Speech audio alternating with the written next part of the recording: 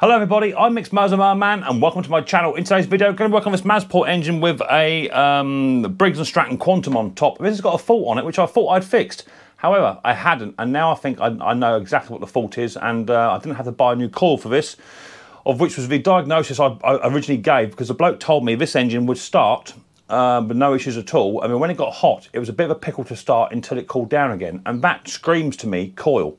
However, I have put a new coil on it, and it does run. It runs for half an hour at a time, no issues at all. But every now and again, it just doesn't like to start. And I checked the spark plug and what have you, and all that sort of stuff, and it is all good. However, this fault is really, really simple. And it wasn't until I saw a short video on YouTube just the other day, I thought, I wonder. Which has now brought me to the conclusion of I could have now possibly fixed this machine going forward, and it will run and start and stop exactly as and when you want it to. So hopefully we could fix this machine. But before we get on, I have got some gifts off of my old Amazon wishlist coming.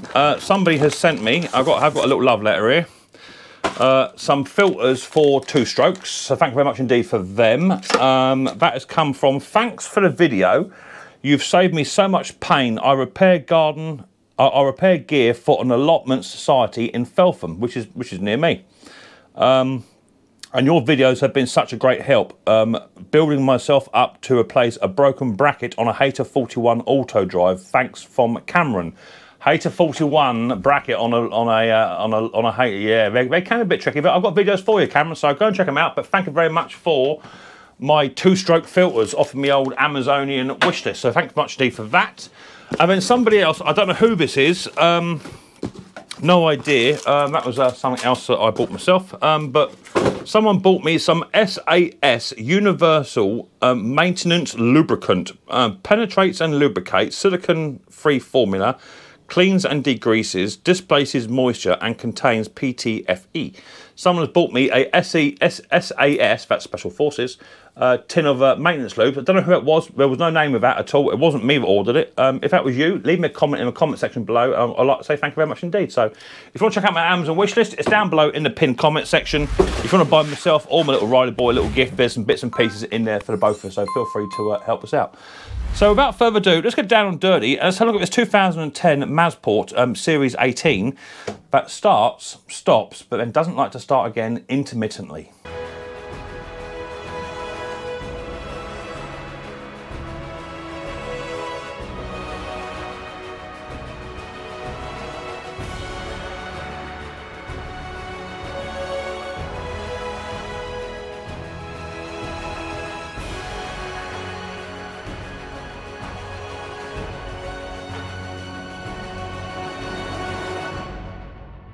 Okay, so here we have on the bench, let me just move it back a smidge, okay, so I want a bit of room. Up on the bench is the old Mazport, and what we've got is, we've got a starting problem, okay. Now, it doesn't always, let me put it onto choke, I have to sort this throttle cable out, it doesn't always like to choke, so I've got to sort the cable out later on today. But that is not the reason why the machine doesn't start. So now, if I pull the cord, no start. Oh, so it started there. Let me pull it again. No start.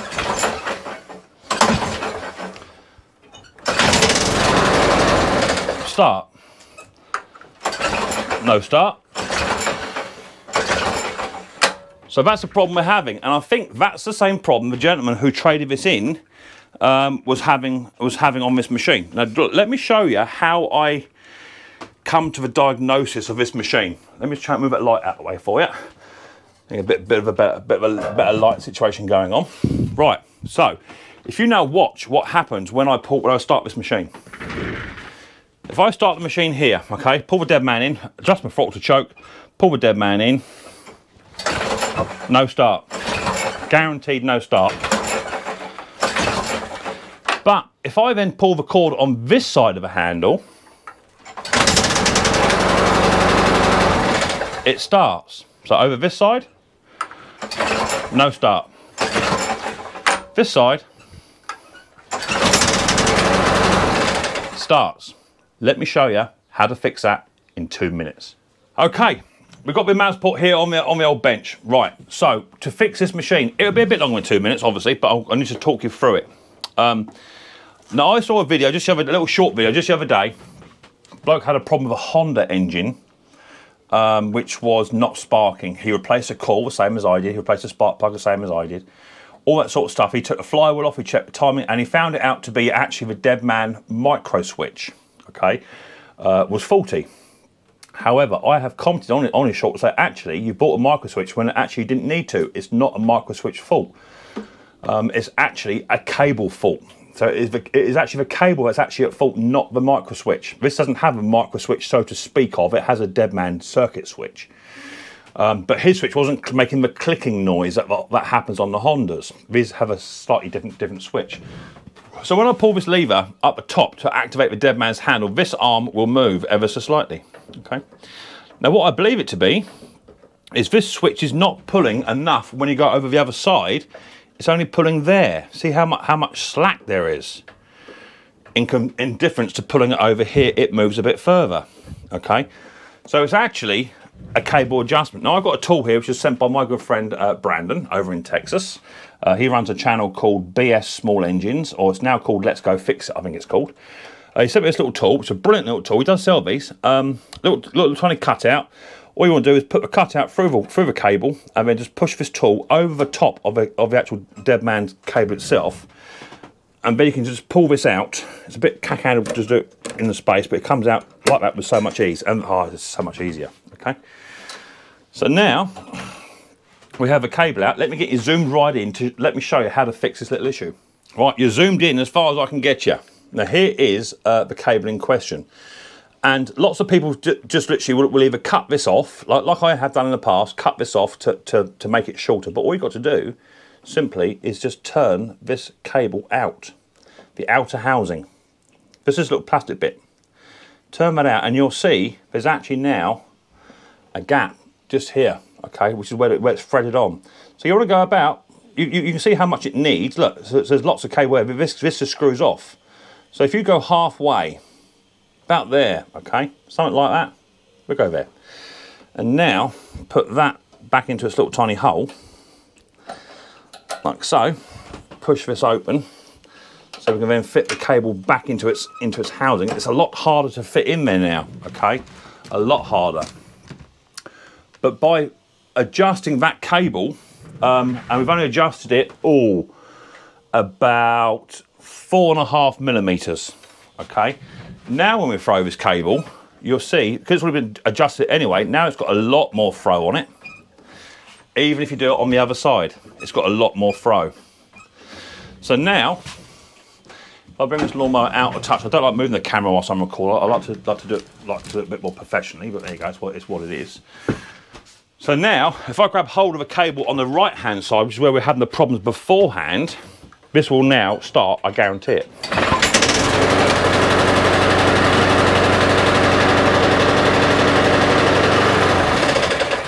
So there you go. So it will now start and stop every single time you ask it to, over on the right hand side, which is where the problem was. Now what you can do is just buy yourself a new cable for about 20 quid, right? Or you can just adjust it, like I've just shown you, by adjusting the arrowhead, as I call it, this part here. Just take it off and then just undo it about 3 turns. Now you can also adjust it up the top end up here. Some you can and some you can't. Up here, some of the cables, you can take this out and unscrew those as well, but not all of them. Some of these are actually glued in place, okay? But we'll have a little look, see if we can adjust it that end as well, but as I say, not all of them you can. So let's have a quick little look and I'll get back to you. Right, so now at the top end of the machine, I just want to double check this. As I say, some you can, some you can't. Now this just levers out with a screwdriver, just like so. And then you can just remove that off of the Deadman. I'll try and pull this one out first.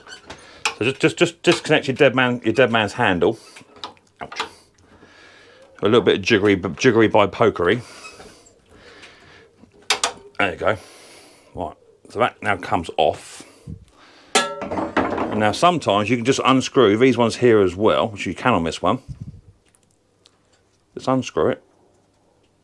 And look how much new you've got now. You've got another 3 or 4 mil here.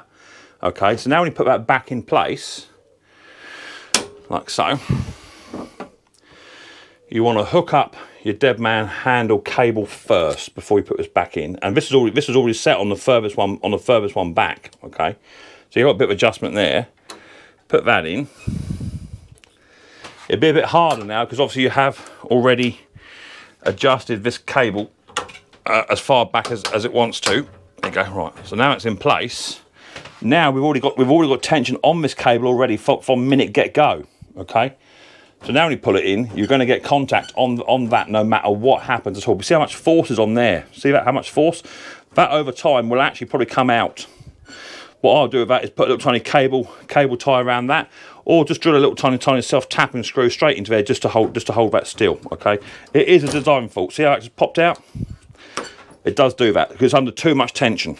So you may have to buy yourself a brand spanking new cable, okay? As I say, for 20 or 30 quid, something along that line.